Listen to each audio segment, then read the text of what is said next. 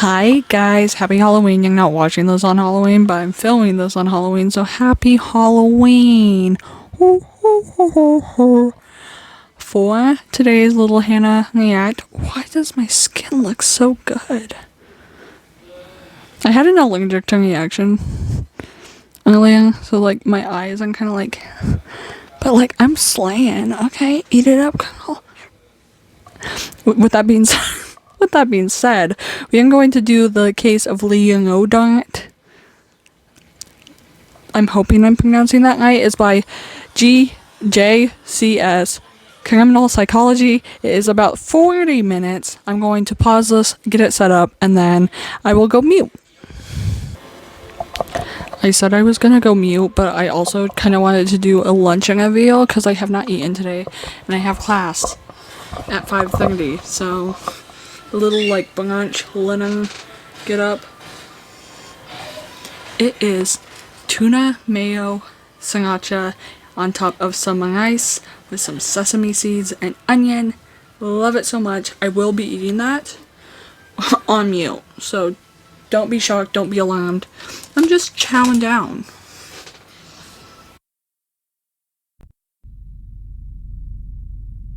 On the 2nd of August 2017, at approximately 5:15 p.m., 21-year-old Savannah Gold left her parents' home and drove to San Jose Boulevard in Jacksonville, Florida. She had a 5:30 shift at the Bonefish Grill, a casual seafood restaurant where she worked as a waitress. But on this occasion, she never showed up. It was a fairly quiet Wednesday afternoon at the diner. Her absence wasn't too much of a strain, so the on-duty supervisor simply took her hours off the roster for that day and thought nothing else of it. Suspicions only arose roughly 1 hour and 15 minutes after Savannah had left the house, as her father received a text message from her phone number.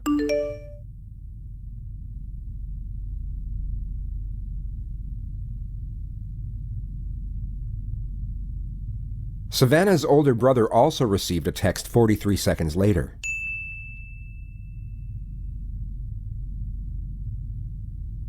Although both texts came from Savannah's number, her family knew right away that something wasn't right. She had just left the house in what appeared to be very high spirits, but now proclaimed to be running away with an unidentified man without packing so much as a change of clothes. Not only that, but the text messages were riddled with errors and composed in a completely different way to how she would normally write. Her phone was switched off when they tried calling just minutes after receiving the texts, so they immediately called her place of work and found out that she hadn't shown up. It was at that point they called police and filed a missing persons report. Savannah had been gone for less than 2 hours. Roughly 40 minutes later, her car was found unlocked and abandoned in the Bonefish Grill parking lot, and the only thing missing was her phone. Her wallet, ID, and a number of other valuable items had not been taken. Investigators went through the parking lot surveillance tapes and discovered what would then become the primary piece of evidence for the case. The majority of footage remains undisclosed to the public, but a detailed description of what occurred has already been released. What we know is that Savannah parked her car and stepped out of the vehicle at exactly 5:31 p.m. She then walked over to another vehicle and conversed with the occupant for 14 minutes through the driver's side window. She then got into the back seat of said vehicle at 5:45 p.m. 14 seconds later, the car began to shake sporadically as if some type of struggle was occurring inside. The rear door swung open 3 times, but was immediately and forcefully shut each time. It appeared as though someone was attempting to get out, but couldn't. This lasted for 49 seconds until the vehicle suddenly stopped moving. A male figure was then seen getting out and proceeded to walk over to Savannah's car that was 20 feet away. The surveillance was grainy, and the person could not be identified from the footage alone. All that police could ascertain was that he had short brown hair and was roughly 5'11". The unidentified person reached into Savannah's car and took out what police believed was her phone. He then slashed the front tire with a knife before walking back to his own vehicle. He got in and drove away from the scene at exactly 6:04 p.m. Savannah was never seen exiting the car. This was a crucial piece of evidence, and essentially all investigators had to go on. They had to find out who the man was in the video, and fast, but they also had to be careful in how they conducted their investigation. They couldn't let anyone find out they had this footage in their possession, as knowing this information could allow a suspect to alter their alibi to fit with the evidence. This would take a significant advantage away from investigators during interrogation, and would hinder their ability to build a case to a considerable degree. Over the following following 2 days, investigators briefly interviewed all the staff at the Bonefish Grill. For the most part, these encounters consisted of just 3 questions. When was the last time you saw Savannah? Do you know where she is? And, is there anything you know that could help with our investigation? Within 48 hours, they had 3 potential suspects, whose names were then ran through the motor insurance database. The first suspect didn't have a license. The second suspect owned a bright red 2001 Jeep Cherokee, while the third suspect was registered to a 2012 silver Chevy Malibu, an identical match to the vehicle seen on surveillance. His name was Lee Rodarte. He was 28 years old and was both the manager and head chef at the Bonefish Grill. Coincidentally, he was the first person to be interviewed at the diner about Savannah's disappearance, where he told investigators that he hadn't seen her in about 3 weeks and knew nothing of her current whereabouts. It was only from his coworkers that police discovered he was having an on and off relationship with Savannah for the last 8 months, despite it being against company policy. From what investigators could gather, this was a very popular individual, rising fast through the ranks of his chosen profession. He was known for his charm and charisma amongst his colleagues, and also had a lot of success when it came to the opposite sex. On all accounts, his life seemed to be going very well, but he was now the prime suspect in a kidnapping investigation, and the Jacksonville Sheriff's Office planned their next steps in meticulous detail. At around 5:15 p.m. on August 5th, police arrested Rodarte while midway through his shift at work. They told him it was for an outstanding traffic warrant and took him to the JSO Police Department. Can you do me a favor? I'm going to have you take that apron off, too,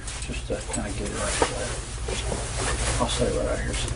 You can go ahead and have a seat for me real quick. I'll be right back, okay? Yes, sir.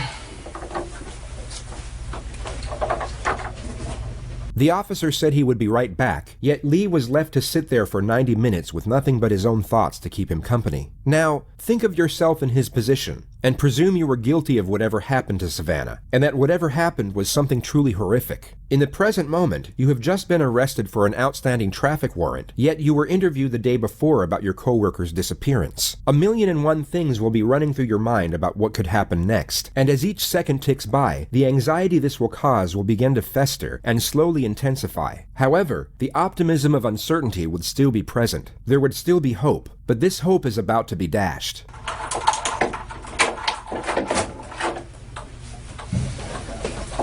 The sound of the door opening would have been a pleasant relief from the monotonous cycle of Rodarte's own thoughts, yet this brief moment of alleviation would have instantly converted to shock as Detective Ray Reeves walked through the door, the same investigator who had interviewed him about Savannah the day prior. Hey, man. How you doing? Good, good. You remember me from the other day, Detective Reeves? Okay.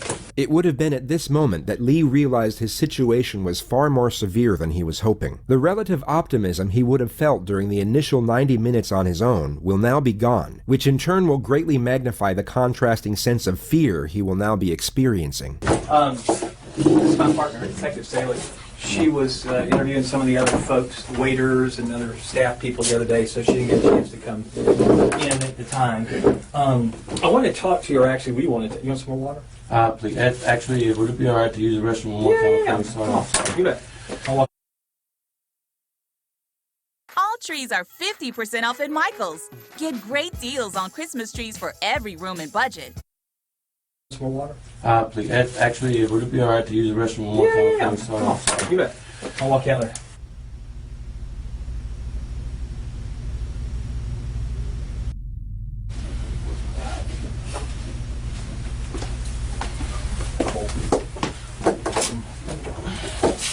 You want some water? Please. That'd be all right. Yeah. You got water?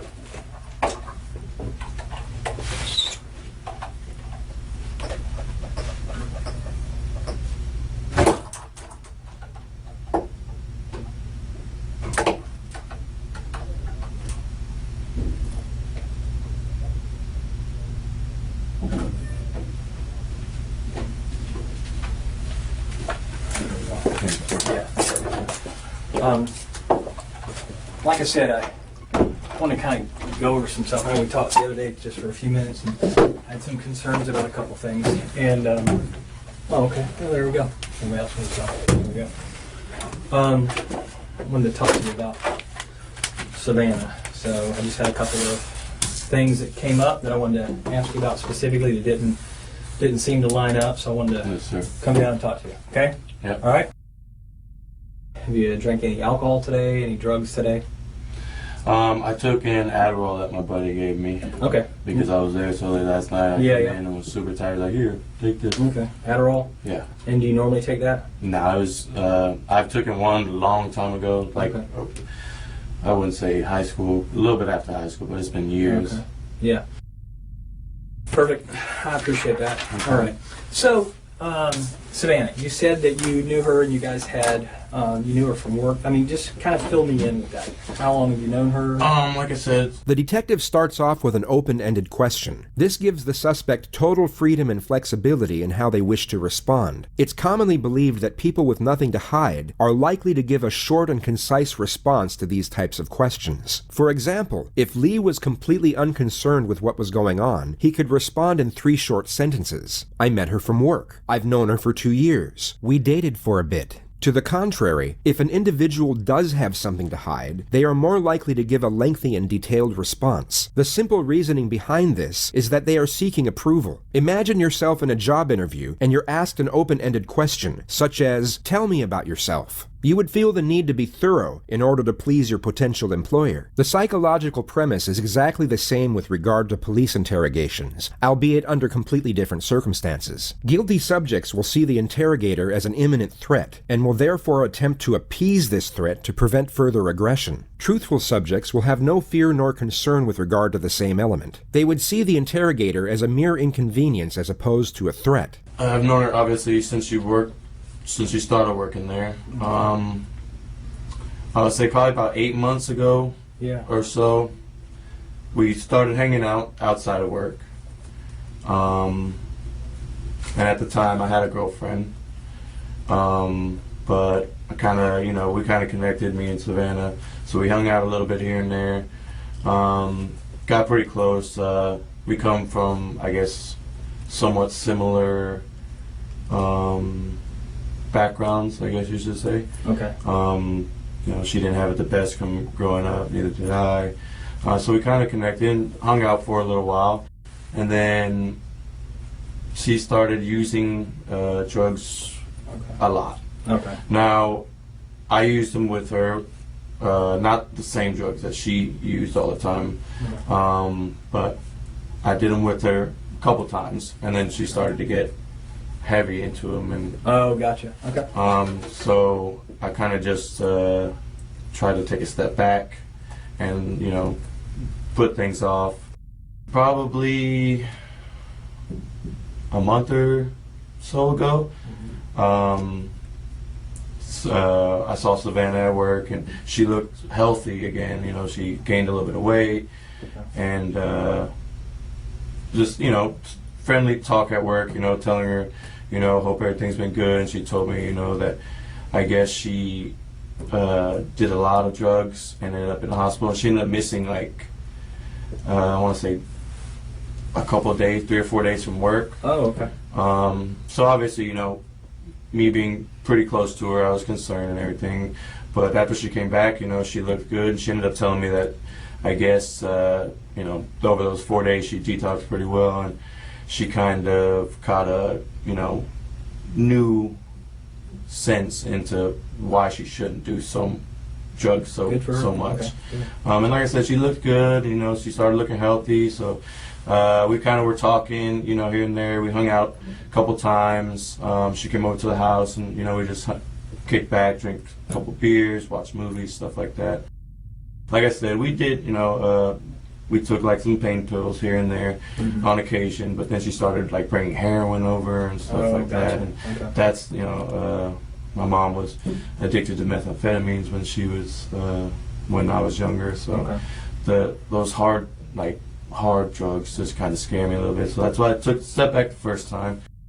I ended up telling her, I was like, hey, for one, I'm dealing with a lot of personal stuff myself right now as it is. I'm a little depressed. But I think we're moving too fast. I think we should, stop talking. Okay. And she said, I understand, it's completely fine, no problem, She said, I'll delete your number, I'll never text you again. And that was the last time that we text. Okay. When was that? When was that? It was probably 2 or 3 weeks ago. Okay. Sometime in July. Right. Yeah, and I think that's one of the things you said was that was the last time that you had contact with her. Yes. As far as, I don't want to put words in your mouth, so I mean you correct me. That was at the any last time that I texted her. Yeah, text or a phone call or a messenger Yeah. or anything like that. 2 to 3 weeks ago. Yeah. Okay. And then the last time, when was the last time you saw her? This is what I was a bit. I didn't tell you the truth when we talked about fish. Okay. Lee doesn't know the extent of the evidence, but he knows the investigators have something, and he now has no choice but to amend his alibi to some degree and give some form of admission. This allows the investigators to get one step closer to a confession, while also keeping the capacity of the evidence hidden until a more critical moment. Last time I saw her was Wednesday afternoon. Okay. What time is it? Well, some say it's PvP time. Others say it's PvE time. I think it's collecting time. Oh, wow, it's boss battling time, too. You know what? It's just Rumble time. Pre-register for Warcraft Rumble now.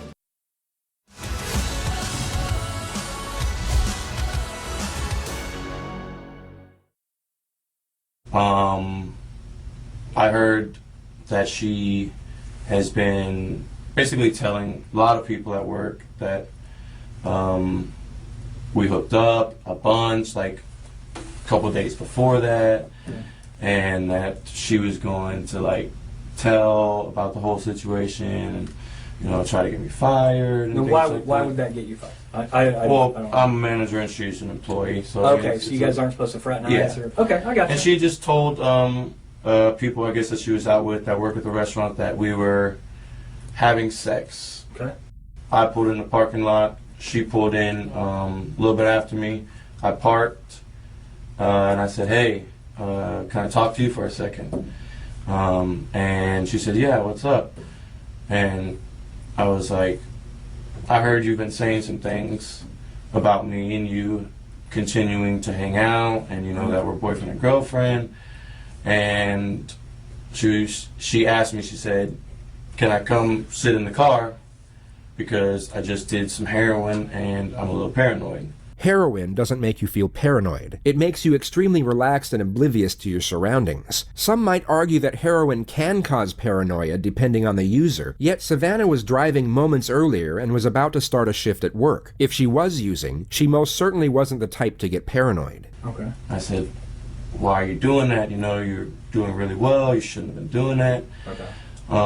And so she came and sat in the car, and I explained to her the situation. I told her that servers at Bonefish were coming to me and telling me that you're telling people when you're out that we're still having sex and we're boyfriend and girlfriend. And I said, "I would appreciate, you know, I need you to stop, because for one, it's jeopardizing my job. We agreed to, you know, stop talking mutually and just move on, and, you know, be cordial or whatever." But it was nothing more than that. And she said, "Fuck you, you know, you're a piece of shit." And I said, she said she's gonna keep talking, you know, telling lies and stuff about me and everything like that. And at that point, Lee has just tried to cover his tracks as much as possible without giving away anything incriminating. He may have thought a witness saw him at the scene with Savannah and was most likely hoping the verbal argument was the extent of what was seen. He therefore gives away this detail in an attempt to come across as truthful. Yet as we know, the investigators have proof that Savannah never got out of the car, and he's about to lock himself into his second lie, which is exactly what the detectives want. she had her phone in her hand. She got out of the car and walked towards the main entrance from San Jose. So like if So this is like I wouldn't say she was walking along the edge of the plaza, but she was walking maybe towards this way. And I would say an older model Ford pickup, green, okay. drove past me and around, and she got in. Okay. The suspect has now thrown away his best possible defense, which would have been that he drove away from the parking lot with Savannah, and that she got out at another destination where they then parted ways. If he had known about the surveillance footage, this would have no doubt been his revised narrative, but it's no longer possible due to this fabrication. This is now his stated alibi under caution, and any amendments that he might try to make at a later stage will have no credibility whatsoever. So she gets out of the back seat and begins walking in the direction of, not necessarily paralleling San Jose, but she's walking towards 295 or down towards that entrance area. Yeah. And then she's got her phone, and you said you thought she was calling somebody? The detective knows this alibi is completely fabricated, so you might be wondering why he's inquiring into it further. The truth is that he's not actually inquiring, only pretending to. The suspect's responses to these questions are of no importance, and the detective is not information gathering. He's simply getting the suspect to let his guard down as much as possible by making him think that he is being believed. As the suspect continues to convey this made-up narrative, his anxiety will slowly diminish. His belief that he is fooling the detectives will increase, and his heightened state of mind will decrease as a result. This is a well-known strategy, and the reason for this strategy is because the detective is about to initiate the first confrontation. He wants to catch the suspect completely off guard. She had it in her hand and looked like, I mean, I couldn't tell if she was texting or not or anything. But she had her phone out. Yeah, she had her phone out and was looking at it, and then it looked like she was going to put it up to her ear, and then the green truck came around. Okay. And how long do you think it was between the time that she got out and started using her phone till that green truck pulled up? This goes on for roughly 90 seconds, and Rodarte appears to be considerably more at ease. 295 all the way to Beach Boulevard to Grove Park, and then Grove Park. How long does that usually take you? Depending on traffic, obviously. I think it usually takes about 25 minutes or so. Okay. What happened to your neck? We see a very sharp and very sudden switch. The suspect is taken from feeling assured to once again feeling threatened. It's believed that when the immediate shift from one emotion to the next is so extreme, a suspect can become disoriented, and their ability to think critically can be affected. In other words, it's much harder for them to think up lies on the spot or fabricate emotion in a convincing manner. That was self-inflicted, actually. After a long, nervous breath, he takes 3 seconds to respond, yet somewhat saves himself with the answer. The fact he stated his injuries were self-inflicted could give reason for the nervous breath and his hesitation to respond, as self-harm is a taboo subject, and some might be embarrassed or even ashamed to admit to it. The detective recognizes this and immediately puts him back on the spot. Why? I just have been having kind of a hard time. To your neck? I couldn't. The first interjection from the female detective. She alludes to the fact that the neck is an unusual place for a self-inflicted injury, essentially stating that she's not buying it, but also refrains from applying too much pressure, which is being saved for a more pivotal moment at a later stage. Yeah, I did. And what did you use? a knife. When did you do that?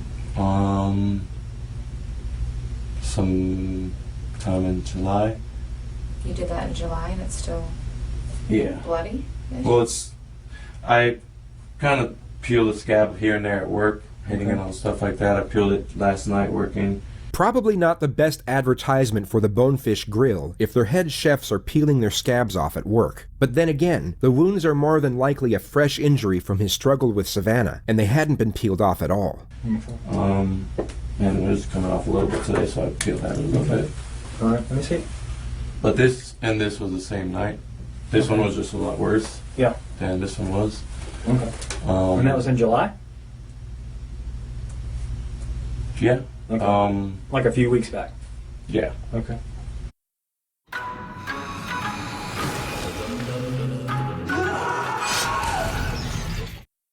Like a few weeks back? Yeah. Okay. When she's in the car, what does she say to you about what her plans are? So she's scheduled to work that night. Mm-hmm. So she's going to work? She didn't talk about, I assumed she was going to work. Mm-hmm. She was in her uniform. But she didn't say, when she got out the car, she didn't say anything after she got out of the car. They further reinforce his confidence by going back to his narrative of the truck and allow him to convey the story in more meticulous detail. They are once again giving him a false sense of security, only to use it against him at the opportune moment. And she gets in that truck. Let's be honest, we won't even call her she, Savannah. Okay?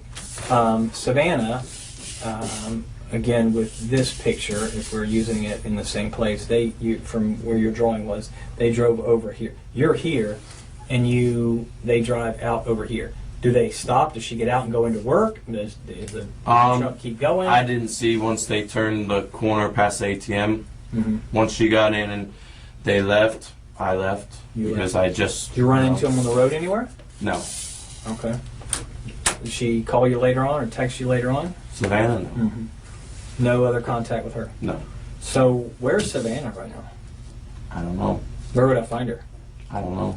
This is a far more aggressive confrontation. It's essentially an accusation that the suspect is involved in Savannah's disappearance. Innocent subjects will usually reciprocate this aggression and respond to this type of question with a question of their own, such as, "Why are you asking me that?" Or, "What are you trying to say?" They would openly recognize and refute the allegation, most often in a forceful manner. Lee had no emotional response whatsoever, nor an ounce of shock. He answered the question with a composed demeanor, almost as if he knew it was coming. It lets the detectives know he was anticipating some type of blunt confrontation.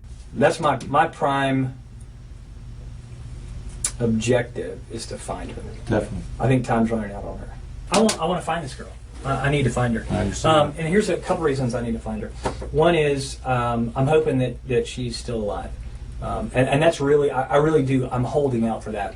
And if she's not alive, then I think she and her family are due that knowledge. I think I think they need some closure, because I think the reality is if somebody's dead somewhere, a parent would want to know. I think if do you have kids? No. Okay, so one day when you have kids, the uncertainty is whatever kind of a person she is, and I'm not about to say what kind of a person she is, because I'm not making any judgments. I'm saying that this human being is, if she's alive, then I want to find her. I need to make sure she's okay, because several days now she hasn't been around. Things happen to the human body, and people can't stand a lot of things that can transpire. But the other thing is, if she's not, this family deserves better than this. This family deserves better than somebody who works with her and who's got knowledge and won't tell the police because they're worried about their own ass. Because that's pretty cheap. I'm gonna be honest with you. And I agree. your feelings in it, I don't really care about your feelings. What I care about is finding her. So where is she? I don't know where she is. Where is Savannah? I don't know. I need to know where Savannah is so I can let her family know. She is. You don't know because you had something done with her and you weren't involved in that part? I don't know. Tell me something. What can I work with? I told you the last time I saw her. But that's not true because we have proof. This moment would have been rehearsed multiple times before the interrogation started. The investigators would have planned who would reveal the surveillance to the suspect, and at roughly what moment. The suspect had been confronted multiple times, and the situation was now fully transparent, yet he continued to maintain his innocence by clinging on to his narrative. It becomes evident that he isn't going to budge, so the female detective takes the initiative. She reveals their final and most substantial piece of evidence for the purpose of maximizing the pressure. We have proof. And that's why we're sitting here, Lee. At this point, we need this for her. I mean, I look at that little girl and I think of my little girl. My little girl who's her age. That's who I think about. If that was my little girl, I couldn't imagine. I don't care what she said about you or whatever, but my little girl is that age. Maybe. And you're not telling the truth. Maybe something gets out of hand in the car. I didn't do anything. Okay, you didn't do anything, but she was in your car. She never got out of your car. She never got out of your car, Lee. We're not saying that you did anything. I'm trying to find her. I didn't say you did anything. I don't know where she is. Well, we can prove that you left with her in the car. So please, do everybody a favor and just tell us. Where is she? You got to be able to separate. We're not sitting here saying you did anything to her. I don't know. She's on drugs. Maybe she passed out. I don't know. I'm not in that car with you guys. I know that she's in that car with you. I have proof of all of this. Okay, let me ask you, Lee. Then tell us now if you're being an honest man. Are you being honest? Yes. Okay, well then let's start being honest. She never got out of your back seat, Lee. She never got out of your back seat. Video cameras don't lie. Lee. How do you know? How do you think I know this information, Lee? I wasn't there, but a video camera caught it. Tell me what happened. I don't know. What happened to her? Was it an overdose? Is that what happened? I don't know. I'm not in the car with you guys. You just said she was in your car and she had admittedly had done heroin. This is a cross between the how and why solution and the alternative question. Both are used to lower the gauge of admission for the purpose of getting one foot in the door, which will then become the new foundation for building the case. The how and why solution essentially blames the victim, while at the same time minimizes the motivations behind the crime. The alternative question plants a seed in the suspect's mind, where they are given an alternative and far more morally accepting choice for what happened. It's a smart move, yet the suspect doesn't fall for it on this occasion. Bodies overdose all the time. Is that what happens? Does she overdose? Okay, well, tell us when you left with her in the car, because that is what is shown. We can't make up that. We can't falsify a video camera, Lee. I'm not lying to you, because you know I'm telling the truth, because you know that's what's on the video. How else would I know that? I don't, unless I have the video. Where did you go with her? I didn't go anywhere with her. You did. No. You did. So the video camera's lying? All trees are on sale in Michael's. Find epic deals for every room and budget. Hurry, sale ends soon. You did. So the video camera's lying? I don't know this. I mean, Well, I'm telling you. The surveillance footage was no doubt incriminating evidence, yet wouldn't close out a case on its own that easily. The investigators need a confession, and continue to apply pressure in a relentless manner. They attack the suspect's character, while simultaneously appealing to his sense of morality. I'm telling you, I'm not lying to you. I'm not making that up. That's why I'm so passionate about this. This is someone's child. You might not have kids, but damn it, she's someone's kid. We're fact finders, Lee. I don't have anything personal against you. No, not at all. I mean, it's We're over. just fact finders. Tell us We're what just happened. doing Where our is she? job. No. Where did you go with her? Where did you go with her, Lee? Be a human. You're a human. You're a man. Where did you go with her? I know you're not that cruel inside. Seriously. Where did you go with her? Maybe you Please. don't know where she is now. Where did you go with her? Please. I'm begging you, Lee. Please. Please tell us. Please don't make us waste any more of our time. Just tell us. Please tell us. Please. I'm begging you. I know you're not evil. Just tell us where she is. I'm begging you. Please. Please. Can you please just tell me? Where did you go with her then? Can you At least tell us that. at least tell us that part? Where did you go with her afterwards? She didn't get out of your car, and you know that obviously because I and know we that. do. That's why we were here. Just tell us where. Where did you go with her? Tell us that. At least point us in that direction. I owe her family. We've been. No one's. We're not saying anything that you intentionally did anything. Just tell us where you went. When y'all left out of there, you went down Clare Lane, you made a left on San Jose, about to 295, and you get up on 295. Okay. Where else did you go before you went home? I mean, I know you eventually went home, but... I didn't go anywhere. I went straight home. Okay, so what did y'all do when you got home? Savannah was with you. She was with you. And that's okay at that point, but I need to know where did she go from there? Is she still at your house? No. Okay. Is she still in your car? No. Okay. Well, then where is she?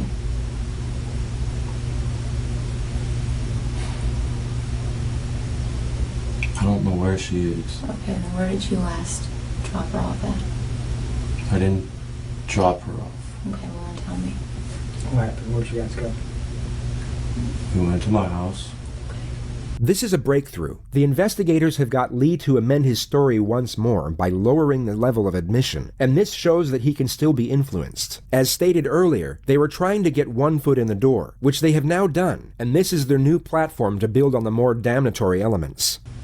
We did some drugs, Okay. hung out for a little, and then she said she was going to catch him and go home. What was going on in the Didn't back do seat? anything to What was Savannah. going on in the back seat? For the doors to be kicked open. She kicked open that door 3 times, Lee. She kicked it. We saw it. Where's Savannah? I don't know. You do know. Lee, we understand. Listen, we understand. We're not trying to hinge you up on anything, man. I'm telling you, I'm thinking about this girl and her family. And your family. She was serving. Please tell me where to go find her.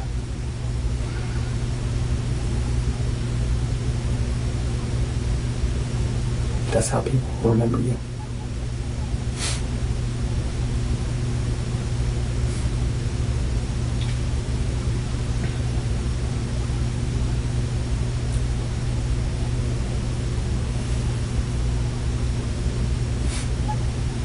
The released footage of the interrogation tape cuts off at this exact moment. The state's attorney has been contacted by multiple sources to release the next segment, but has so far refused to do so. All we know is that Lee Rodarte admitted to killing Savannah Gold. The only information that is currently released is that he proclaimed to have killed Savannah by breaking her neck. He then took her back to his house where he burned her body in a self-made fire pit, and then dumped her in a lake at the dead end of a secluded road. Savannah had injuries to over 75% of her body. The medical examiner was unable to pinpoint the exact cause of death. The only conclusion was that it was a violent homicide.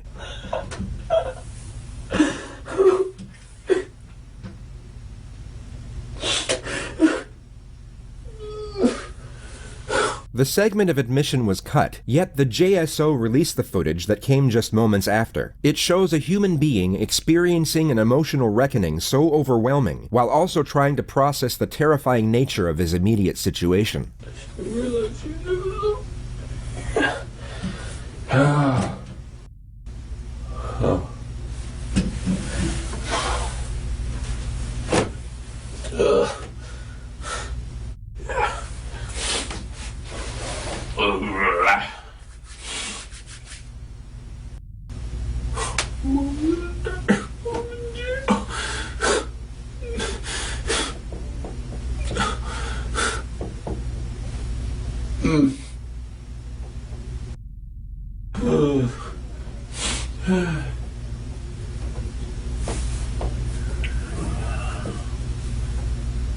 Fucking idiot, Lee.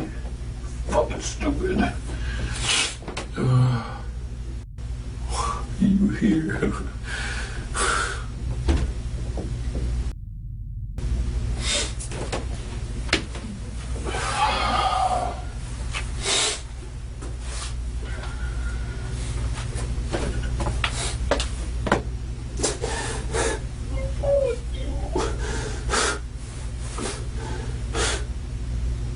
The instant anguish over his decision to confess, combined with the looming prospect of what lays ahead, will have forged a unique emotional distress that very few will ever experience. It's a harrowing sight, and under different circumstances would be extremely difficult for most people to witness. Yet we are now couched within the context of events that led up to this moment, and this will make its observation far more tolerable, but by no means easy.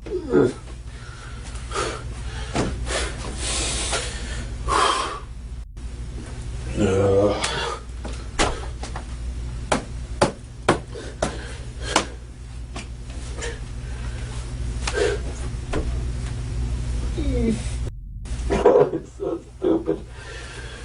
Oh, fucking.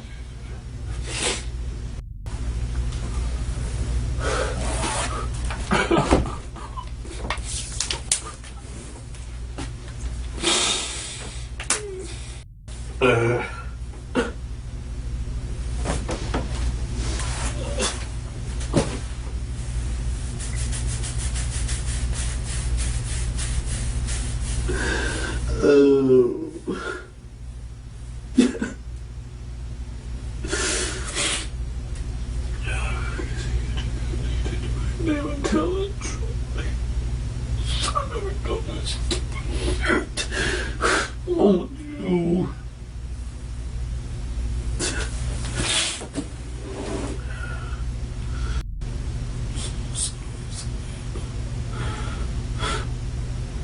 So sorry.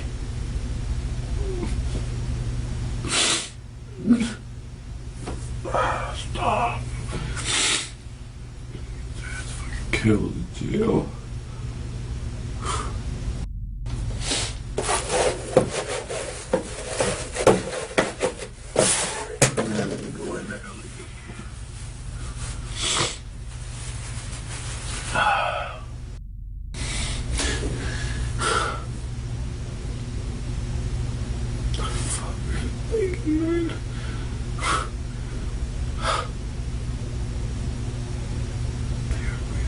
Shit. I'm nice to you. For somebody who was a bitch to you. Does that make any sense?